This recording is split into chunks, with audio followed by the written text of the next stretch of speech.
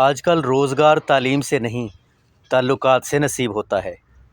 انسان کبھی راضی نہیں ہو سکتا کیونکہ وہ ہمیشہ خوشی کی تلاش میں رہتا ہے اور اسے کسی نہ کسی غم سے دوچار ہونا پڑتا ہے۔ جس نے معاف کیا وہ معاف کر دیا جائے گا۔ پاکستان کو قائم رکھنے کے لیے اتنا اسلام کافی ہے جتنا قائد اعظم کے پاس تھا۔ ناپاک زندگی پاکیزہ خیال سے محروم رہتی ہے۔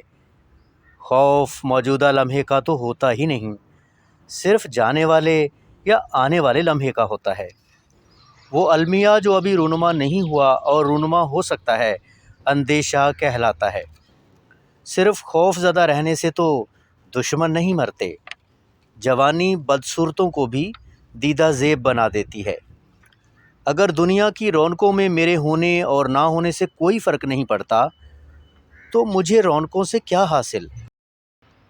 ظالم کا سب سے بڑا ظلم یہی ہے کہ وہ مظلوم کو ظلم سہنے اور ظلم میں رہنے کی تعلیم دے چکا ہوتا ہے۔ کسی شے سے اس کی فطرت کے خلاف کام لینا ظلم ہے۔ بیداری کی حقیقت سمجھ میں نہ آئے تو نیند کی حقیقت کیسے سمجھ میں آ سکتی ہے؟